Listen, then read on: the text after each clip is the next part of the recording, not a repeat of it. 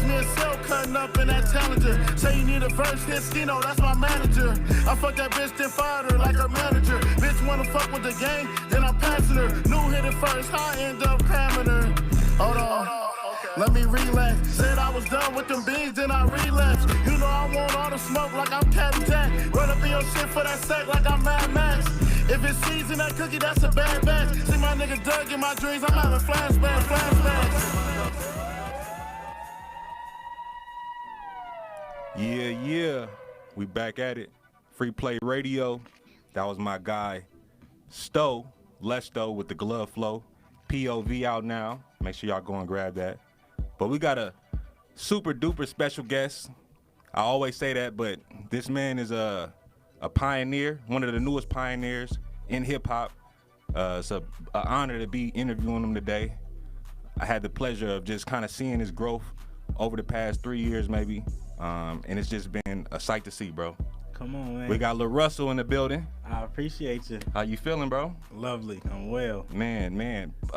Before we get into it, bro, I just want to say I appreciate what you do for the culture and how you just kind of created your own blueprint out of a blueprint, you feel me? And it's bearing fruits. Come on. And everybody's able to eat off of that shit, bro, like, especially in the Bay. The garden is grown. Come on, man. So for the people, I don't know how y'all are unfamiliar, but if you are unfamiliar, where you from and what brought you to music, bro? I'm from Vallejo, California, and music brought me to music. Mm-hmm. You feel me? Early on, Pops and Moms was just playing a little bit of everything, and I was immersed in it. Yeah. I love hip-hop from the jump. I love funk and soul, so you feel me? Just that passion brought me in it. Right, okay. So what was Vallejo like for you growing up, though? Incredible. Live. You know, Vallejo is like a hub of culture. Mm-hmm. You know, we're a part of that big renaissance that came out of the Bay Area. The sound, the style, the dance, the fashion, just everything. You know, a lot of it got cultivated in the V. So for me, it was just an immersive experience. I got to see and feel a little bit of everything. Yeah. No, I used to drive trucks before I was into the music shit, and I used to just be in Vallejo. I had a route in Vallejo, and just being in Vallejo every day, y'all own like entity. Right. You feel me? It's like country, it's an island, but it's still like city. It got its vibe. Like I seen a nigga on a horse. You feel me? And that was like when is Snapchat. Is that a nigga on a horse? Bruh, Indeed, it bruh, is. I was on Snapchat. Was early. I'm like trying to record the nigga flicked me off and shit. I'm like, oh, this is different out here, bro. It's different. And what's dope too is like you see black niggas on horses in the V. You feel me? Like it's an incredible thing. Yeah. What was one thing about Vallejo you feel like was instilled in you from like early on that you still have today? Hustle. Hustle. Everybody in the V, when I was growing up, especially on my block, was damn near hustling, like in some matter or form. Like you can come down a whole block and get a haircut, get movies, get some product, get music, get studio time. Like get your you can go from the top to the end of the block and get whatever you needed. You feel me? So hustle was definitely instilled in me. So it's basically like a product of your environment, I should say. For certain. Okay, for sure. So most people don't know. Some people do if they did their research. You used to go by Tota. Yep. So I actually, shout out Trippy Tolly. I was actually just following him maybe like 2017, something like that. Y'all did a cypher. Yeah. Y'all did a cypher, and I'm going to be honest with you, bro. The difference now, I feel like back then you had something to prove. Now you just kind of like, the gloves is off, this is me. You feel me? And I feel like when I came across you as Larussell again, that's what I noticed. Like, you don't mind being yourself. Tight. And like that's obvious with the name change, right? So who was Tota and what was the difference? Tota wasn't really about me not being myself. I was always myself, but it was definitely less accountability and what I was able to do and how I was able to maneuver under a moniker. Like it just felt less accountable. I changed my name not because I wanted to be myself, but because I felt like the story I was telling needed to be told direct from source, and I wanted people to know the real deal. You feel me? Like I didn't want that story connected to a nickname or anything beyond it. I wanted to be accountable for what I was about to share and put out. That's powerful, and it speaks to the music that you make. Like it's just kind of authentic to you. Fact. So I got a question, bro, because we from the Bay, but it's different parts of the Bay, right? So when I would say Neff the Pharaoh dropped Big Timing, and then SOB RBE dropped Anti. Yeah. What was Larussell doing during that time? Man, I was working. I was cooking. I was excited for both of those waves. I was a bit of a hater sometimes because I felt left out. I felt like my time was supposed to be coming, but I was always excited for the wave so much. I was a fan of it. I remember Big Timing vividly, like seeing that shit on Instagram or Twitter, one of those, like the video. Yeah. Kyle Nassar shot the video, and it was just a moment in a V. It was such a moment in a V. I remember, like, everywhere you go driving, if a nigga got their windows down slapping, you was gonna hear Big Timing. Same with Anti. Anti had that moment too, but it was a bit later. Big Timing was like, oh shit, we got another one. And I was a big Neff fan. After Big Timing, I went and did that whole dive and was like, who is this nigga? For real. You feel me? Because I didn't really hear about him prior. I ended up going to an early show and he killed it. And his uncle was his hype man. And it was just like, it was hella authentic and organic. And I was like, bro, this is it. This nigga is finna go. Yeah. You feel me? So that was a big moment. And then when the SOB wave hit, SOB wave was dope, but it was a different energy that was cultivated in the city. Yeah, the energy was just different, but of course it was young niggas who was finally having a wave. You feel me? And man, it was a different space in the city and a different time. But both of those movements was like pivotal to me being able to get out. Right? They opened a door. You're right, and that's why I asked, because I'm from the city, but I grew up in Berkeley, right? So it had an effect on us out here, you know. So to actually be like in the forefront of it, or it's like you might have been neighbors with them cats, you know. So it's like, bro, I know it impacted you. They opened a door that I didn't get to go through, because I came so much later. But I seen a lot of niggas get on during that time. I seen it's a lot of niggas we know today who have relevance because when Neff opened that door, he let a lot of people through and he co-signed a lot of shit, and now it's prevalent. They having emotion. Same with SOB. We've seen a lot of niggas from a bunch of different regions who have emotion now because of that. I missed both of those doors. It just wasn't my time yet. You feel me? But it was beautiful to see. Right. Okay. And I feel like that's like the perfect segue. Goodcompenny, right? Yeah. So was that cultivated like pre-pandemic? Or was it during the pandemic? For sure. I think my first logo of Goodcompenny was like 2016. Okay. I remember I shot a video for one of my boys, and like 2016 was like the first logo and the first of me just building that brand and that name. But it just gained a lot more prominence, like once the pandemic hit, because we started doing the live sessions and shit. So shout out to One More Innate. He actually put you in contact with Pussy. Yep. That's my dog. The greatest A&R in the Bay, man. Come on, man. Shout out One More Innate for doing that. Yeah. And I had the privilege of just seeing it from the early stages. Fact. And I wanted to know, like, I feel like care is a commodity that we don't really, like, we take for granted, right? So I feel like, what is that care for, like, wanting to share your platform? Because you could have just did it yourself, but you were like, I want to provide the platform because these artists are dope. Like, I mean, it really came from being a fan initially. After I did mine and it went viral, I was like, man, I want to hear all my favorite. I want to hear all my favorite tracks and all the niggas I like on it. So I started reaching out to a bunch of like people that I enjoyed, which I didn't really have no rapport yet. So I didn't get a lot of responses.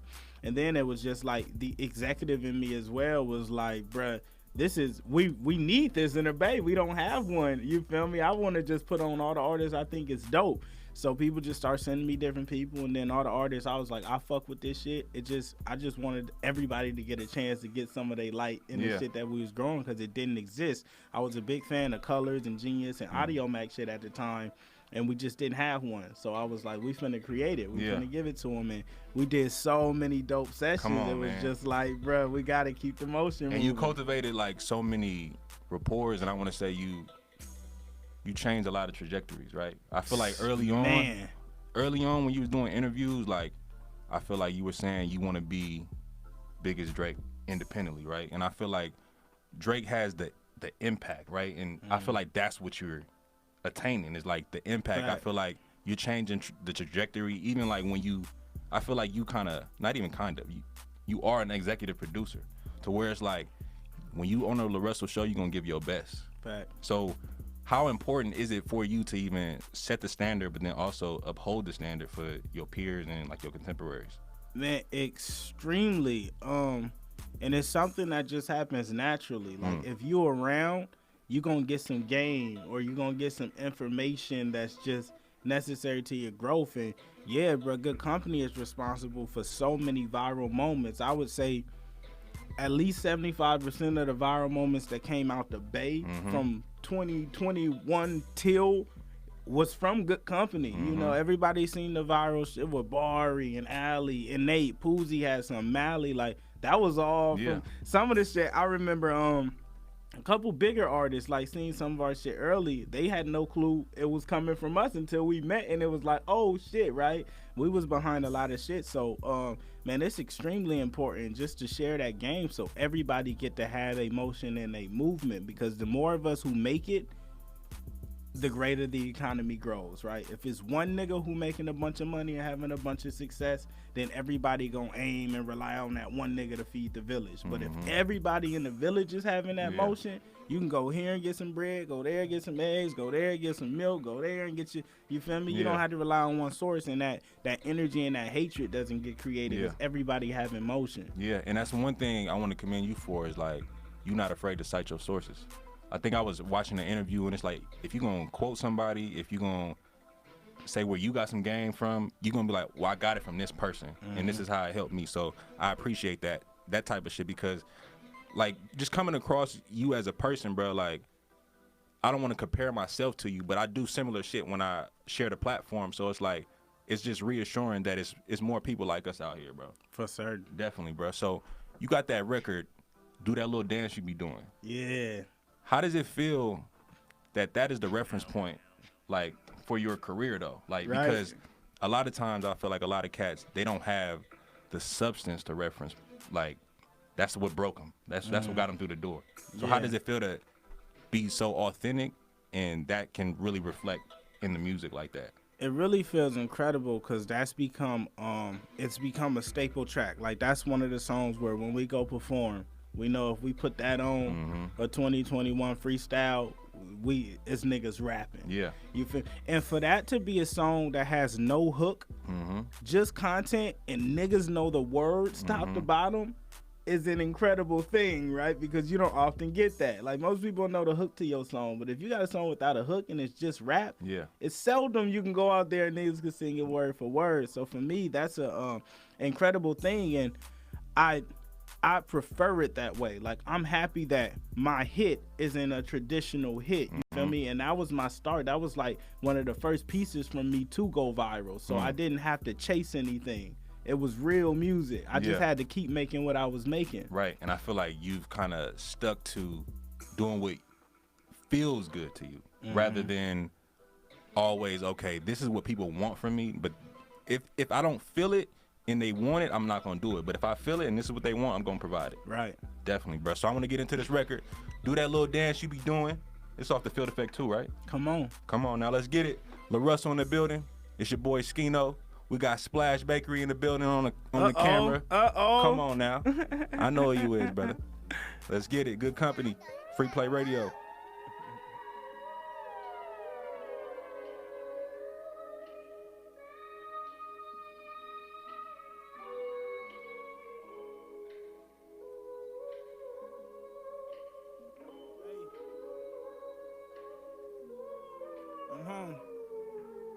African nigga in the European whip.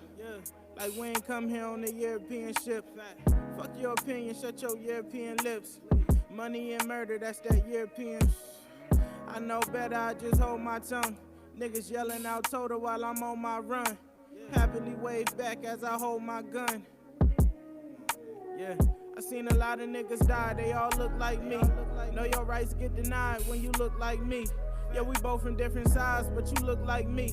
How come the man in the mirror never look like me? Unfamiliar, quite peculiar, do you know yourself? Are you tending to your garden, do you grow yourself? Are you living in the past, do you hold yourself accountable for all that's bad like you owe yourself? A new life, a new bitch, a new you. Some new goals, some new hoes, a new crew. You know them, you know us, and them too. You know who everybody is, but who you? I ain't trying to preach cause I hate that shit. But I see niggas dying and I hate that shit. Smiling all the time, I gotta fake that shit. I hate 20 shots, why I make that shit? Sharing all this pain for the income I could gain. Great granny was a slave, why would I ever cop a chain? Gave us band-aids like that could ever stop the pain. Niggas used to hang for these songs that I sang. Niggas used to die for these pictures that I post. Niggas used to die trying to get a right to vote. Liberty and life, they say we got a right to both. But we ain't have rights since they drug us off that boat. Took us from our land and took our land from us. Cost our arm and a leg, they really took our hand from us. Threw us in them cages, taxed all our wages. Taught us their religion, rewrote all the pages. Been this way for ages, threw us in the mazes. Made it off them cotton fields, now we on the stages. Rapping about ass cheeks, we rapping about chains. Rapping about Benzes, we rapping about gangs. Rapping about oppression, we rapping about pain. I'm rapping about all that, I gotta share the blame. They rapping on a contract, they rapping for the fame. They rapping in a slave deal, we clapping while they hang. Dance, nigga. Do that little dance you be doing.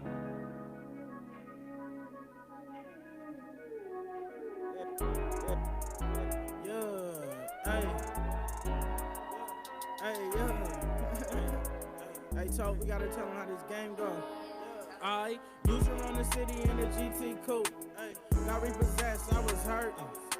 I quit my job, I was working. Invested in myself, I was certain. Knew that I would blow, took a risk, 5K into a show. Lost 1,500 at the door. So, see when you a boss, it's how it go. Bitch, I lost everything but hope. Talk about growth, in the deep end tryna float. Feel like I'm in the snow without a coat. Nigga, you ain't know. This is the type of shit they don't show when there's only 5 people at your show. What would you do?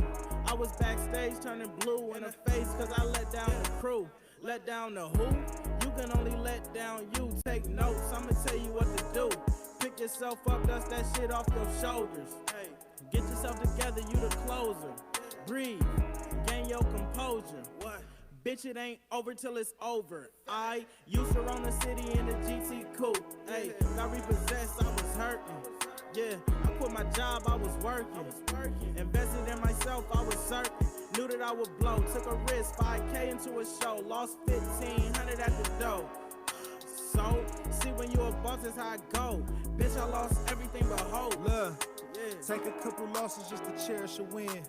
Feel like you drown until you learn how to swim. Took the last that I had and invested it in. I got faith in my hustle, I invested again. I put 7 in the merch, 15 in the stocks. Still a couple pickles up, put them in the box. They ain't wanna let us in, we start picking the locks. Work smarter, not harder, how you get to the top. Shooting hoppers in the shots, let me get to my spot. Make sure your T got a cross and your I got a dot. Get a team that believe, put the price in the pot. Stay cool under pressure, live life on the rocks. And they used to run the city in a GT coupe. Hey, got repossessed, I was hurting. Yeah, I quit my job, I was working. Invested in myself, I was certain. Knew that I would blow, took a risk, 5K into a show. Lost 1,500 at the door. So, see when you a boss, that's how I go. Bitch, I lost everything but hope.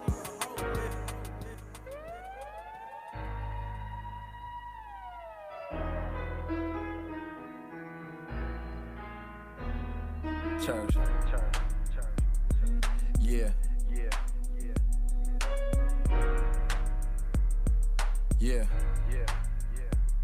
What if tomorrow never come cause we stuck in the past? What if you cut your best friend while you cutting the grass? What if the liquor ran skimpy?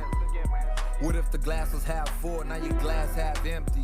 What if I never see a brighter day? What if I only knew drug deals and not a right away? What if I split a zone with you, was thirsty for blood, stole your cut and tried to put my chrome to you?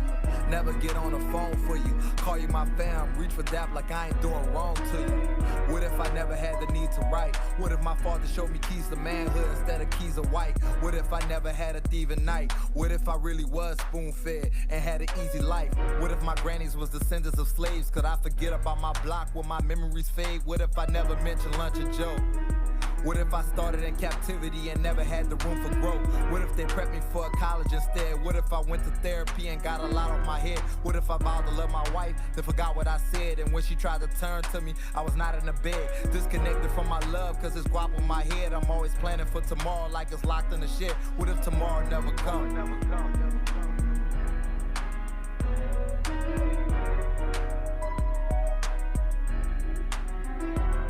What if tomorrow never come?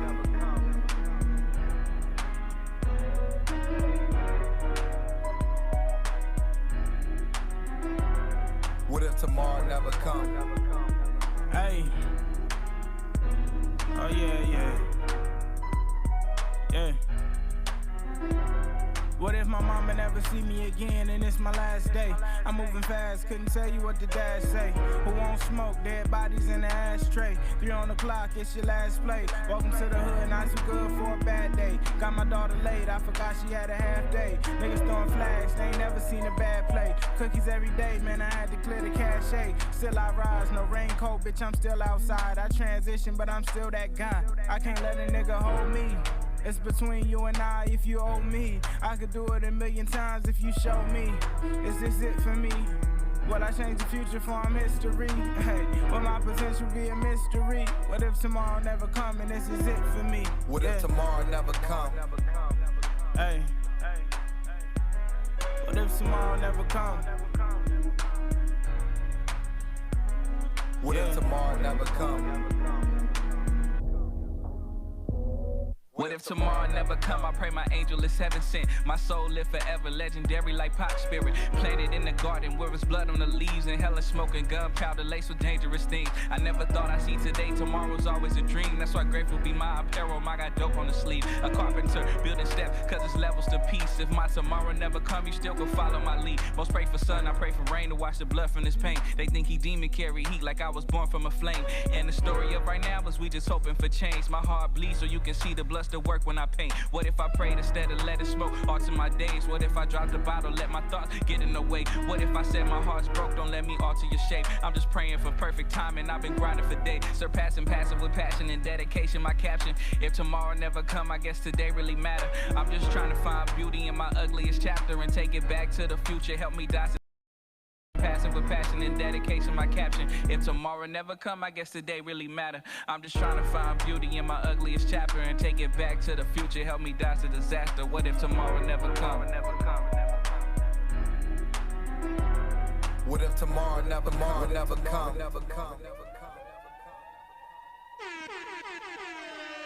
Yeah, we back at it. That was What If Tomorrow Never Come, featuring Larussell and Mike the Gift from my guy Pussy. Yeah. That was tough. Legendary. When the last time you heard that one, bro? I know you When got about I laid 1,000 songs. I was trying to think as it's coming. I'm like, what verse is on here? That was a minute ago. Yeah. Nah, that's crazy, bro. Before that record, man, shout out my guys, though. Shout out Mike the Gift. I just want to say this on air, bro. Mike the Gift, appreciate you locking it in with Pussy. You my dog. But the record we played before that, GT Coupe. Yeah. With One More N8. You said, lost 1,500 at the show or at the dough. Mm-hmm.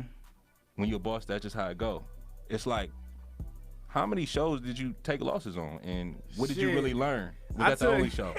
I took a loss on every show I threw until... I still take losses some shows, but shit, I took a loss on every show I threw until I start actually getting a big enough draw for it to make sense. I've always maneuvered with a decent sized team that I've always had to take care of, and it's like there's some things I just won't deviate from no matter what it costs. I have to do it a certain way. So, man, I've been taking losses on shows for a long time, but I've also had shows where I won big. You feel me? I bet big and I won big. Yeah. What was one of the early lessons from losing, though? Like that just stuck with you? Man, one of the early losses taught me how to understand data. Like, you only improve when you lose. Like, when you win, it's not too much that you get to learn from because you get caught up in the win. But when you lose, you analyze everything. And I remember we did an early show in LA, and cause the data, I had looked at the data, and it was like I had X amount of fans in LA, and it was me and Tessie combined. So I was like, okay, with both our audiences, we're gonna bring out like 500 people. We probably brought out like 30. You feel me? And it was because I didn't fully understand what the data meant.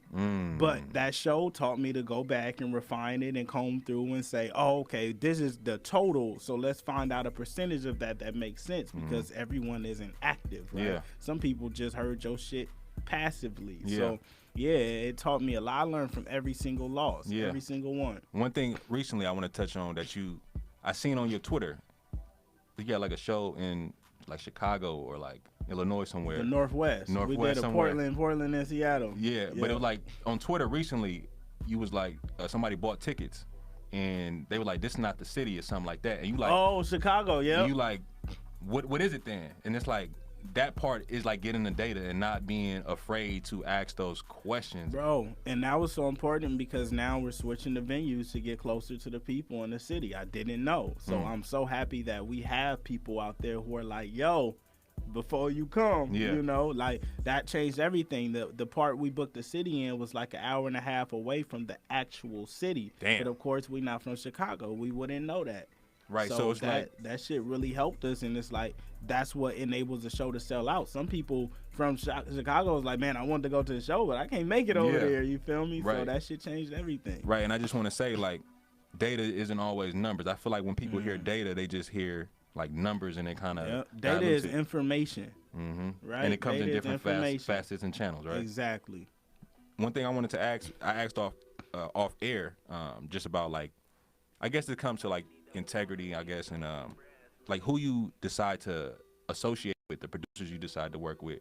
Like, what's the deciding factor? Because I know you and Taupe, y'all have a great musical relationship, but on the outside looking in, it looks like y'all actually like friends, right? So not how important is it, but what is the deciding factor? Like, is it because we're gonna be friends that I'm gonna make music with you, or you're dope, or what is the overall deciding factor for you? Not even. The main deciding factor for me is if your shit is tight or not. If your shit tight, we ain't even gotta be friends. It's like, cause it could be an exchange on that end where it's like, bro, this shit is dope, and that relationship grows from there. Taupe happened to have fire, and he's also just a dope ass person, so we end up being closer connected than I am with some of the other producers. I work with a lot of other producers where it's like we're not the best of friends, but it's like, yo, I fuck with your shit, you fuck with my shit, let's work. So ultimately you gotta have great product first for me to even be open to having any kind of relationship. Right, okay, for sure. And then I feel like we touched on it earlier with your executive producer side.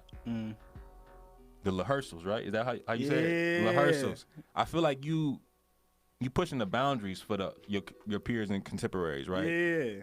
Why though? Like, why do you want to do that? It's another thing that was like the live sessions early, where it's just like it's so dope to see niggas Simba and Coney and Raj, and you never know who's gonna pop up to come and rap and do what they say they do. You feel me? Like, it's just different when you get in that backyard and you in that battleground. It's like, bro, be free, do what you say you do. You say you ball, let me see it.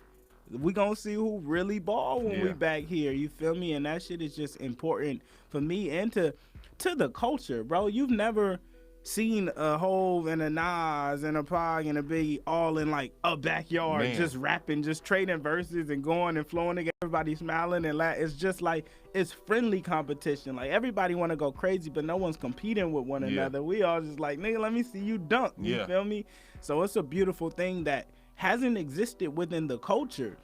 We brought out fucking Tish Hyman and Tony Romiti, and I'm mixing people who have prominent careers and establishments and plaques with niggas from the block who is like, nah, that's my dog. Like, even I had Poozy coming up and we rapping with Simba and you feel me? It's like, it's just beautiful to see that melting pot. And it's all about the craft. We don't care what your status is here and how long you've been doing it. Can you rap? Yeah.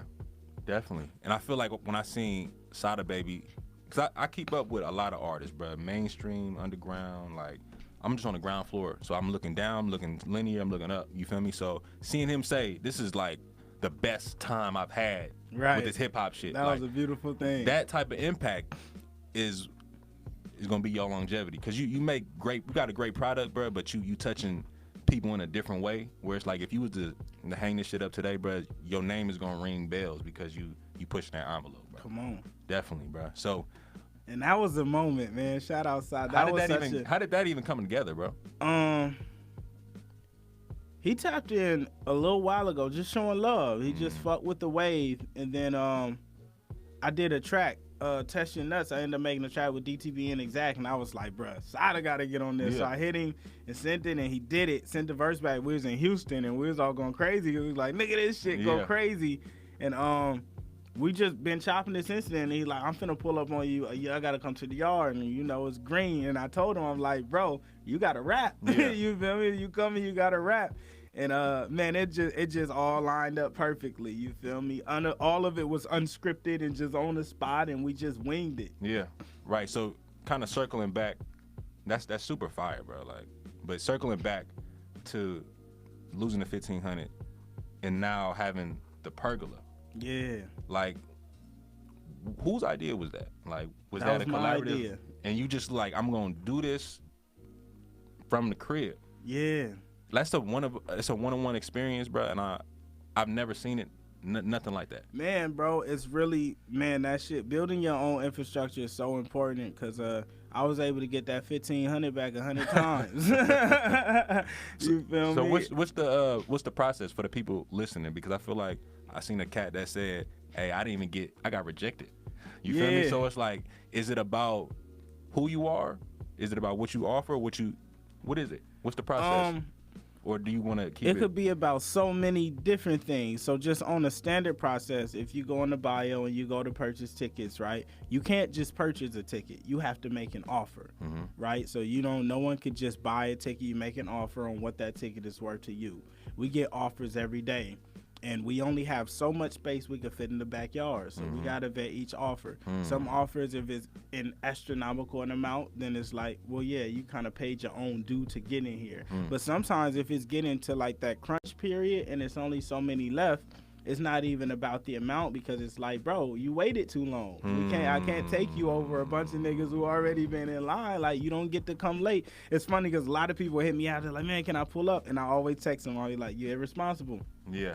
I don't know. I can't do nothing about you. You knew about this. You knew about it. Everybody talking about it. We had the dates posted. Don't text me today about it. You feel me? So that time factors in. Some people who are just like the first ones to get there, you might be able to get in there for a way lower price than anybody else. And yeah, just everything. Like, I try to tell everybody who put in offers, like, consider I'm building Disneyland. This isn't like some standard shit that you go to. Like, this is a real experience. It's jumpers outside. Your kids can come play. I'm outside. I put my safety on the line. My family is out here. We all in the backyard. It's a different movement. You now know where I live. So it's like, yeah, if I couldn't get your $5 offer, oh well. You'll be able to see me when I'm just out in regular. But I want people to really treat it like Disneyland. You don't go complain to Disney when you can't get in for $5 or when you wait at the last minute and they tell you got to go reserve your tickets 3 months in advance. Yeah. We don't go holler at Walt and go make all no noise and make an issue. It's like, treat my shit the same way. I'm building something just as important for my city. Yeah. Now, when you initially was calling it Disneyland, like, what you saying, Disneyland? Like, Disneyland.